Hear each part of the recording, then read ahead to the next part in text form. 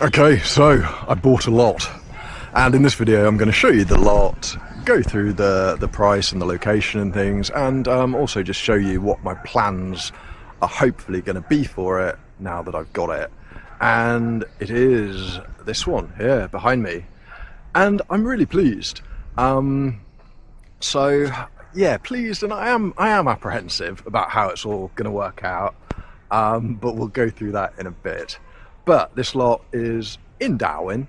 It's just a 5-minute walk from Dauin proper. So it's yeah, it's not high up in the mountains. It's low down, easy walking distance to all the restaurants of Dauin and to the nice beaches. So I've just come down to the closest beach to the lot, yeah, to just show the beach here, and I think it's beautiful. This is about a 10-minute walk away, and this is the beach of Pura Vida, and it's not got the beautiful sort of white sand that Sigihor has perhaps got, but I think it's still really nice, and there's beautiful snorkeling and diving just a couple of hundred meters further down in Dauin. And yeah, I really like it. I also wanted to come to this beach to just show you the little rental houses that Pura Vida have, because again I think they're really nice, and this is the sort of thing that has kind of inspired what I am thinking I'd like to build. So you can kind of see behind me, it's just nice, simple, glass looking out, nice Nipa roof. So yeah, I just thought I'd come and show you down on this beach, and then we'll cut back to the lodge. See, I've marked on the ground roughly where I'm thinking the house should go. So there's a corner here. There is a very nice big mango tree here, which obviously I want to keep because it's beautiful, and I love the idea of getting some fresh mangoes, and I love the idea of having shade on the actual house. So hopefully a few meters back around here is kind of far enough away from that so it doesn't cause us any problems, and we can perhaps just trim back some of these overhanging branches. So yeah, the house would start there, and then I've drawn the other corner on the ground here, and then it's not huge, it's just, you know, 2-bedroom house, quite simple hopefully.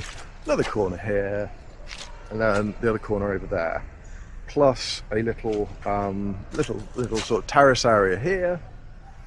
So there's still quite a lot of the lot left as garden space, because it goes all the way up to, I don't know if you can see, there's a concrete wall over there already. So yeah, that leaves then lots of nice garden space left, and I'm kind of imagining a nice little pool basically where these piles of sand and gravel are at the moment.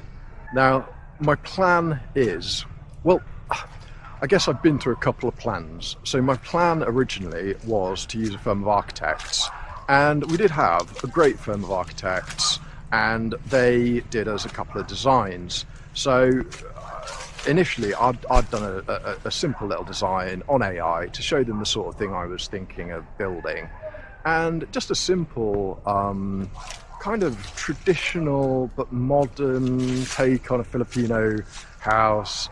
So a bit of bamboo, concrete walls, but a nice Nipa roof, and yeah, that was the sort of thing I was thinking. So they did do us a design, and it sort of went away from my initial design quite a bit. It got quite kind of complicated, and it got a bit too expensive. So the design that they did, the first one I'll show you on the screen now, and it looked beautiful, but the price that they were estimating to build it was 3.7 million, and that didn't include the pool that you can perhaps see in the design, and it didn't include the fence around the perimeter, so that was just for the house only, and my budget is quite limited. So yeah, the lot cost 1.6 million, and my total budget, so including the lot and all of the building work, is really 4 million. So everything has got to be done for 2.6 million. including the house, including the fence, and hopefully including a little pool.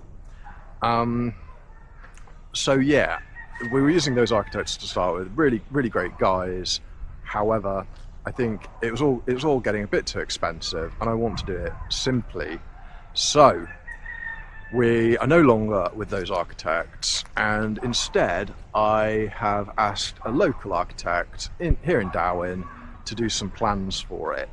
And I've told her to just go back to my original design and to make it simple but beautiful, incorporating some bamboo, incorporating the Nipa roof, and to try and keep it, easy-ish to build, to keep costs down to a minimum.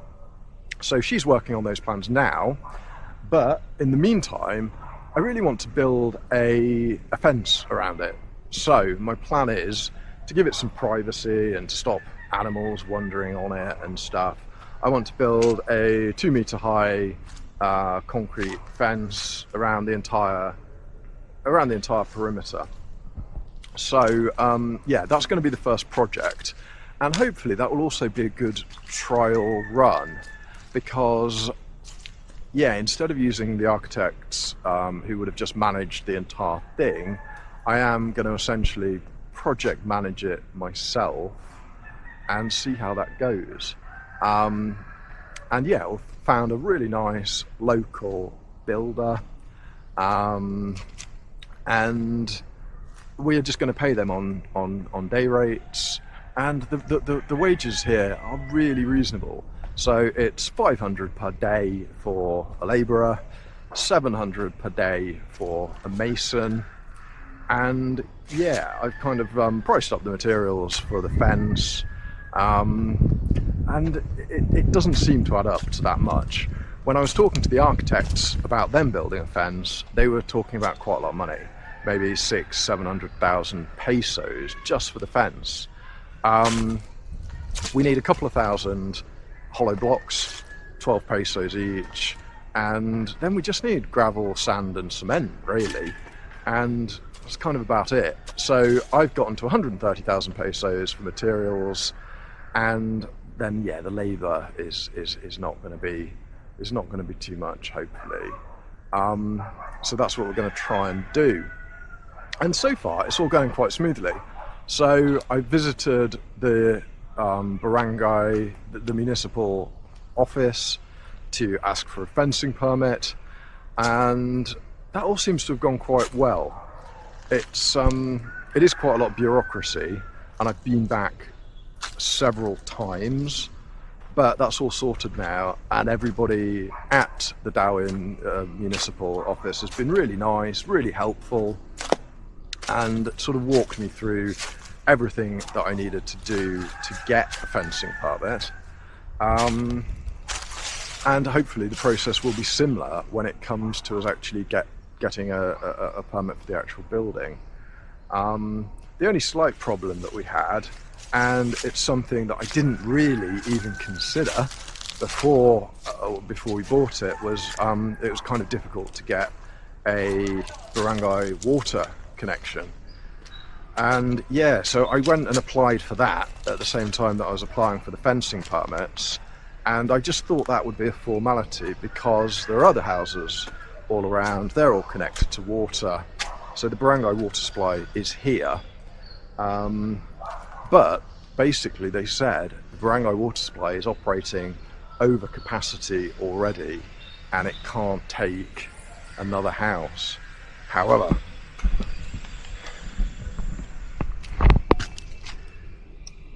here we have our nice new water connection, and the pressure is not too bad.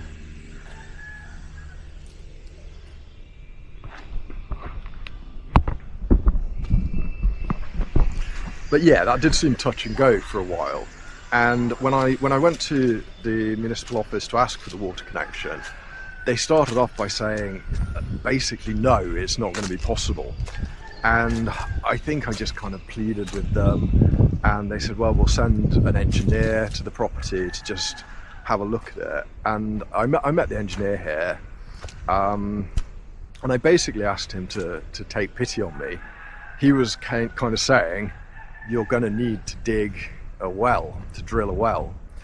And I just said, you know, I can't really afford to dig a well.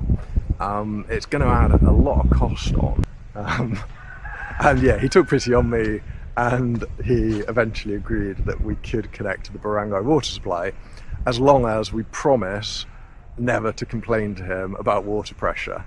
And I think the water pressure is not too bad, so I am not going to complain to him. And we'll install a water tank anyway, so I think it will all be absolutely fine. So yeah, that's the plan, basically. We've got the barracks up. Hopefully next week we'll start building the fence, and that'll be a nice trial run with the builders, to see how we get on with them. The builder seems great. He doesn't speak any English though. I don't speak any Bisaya.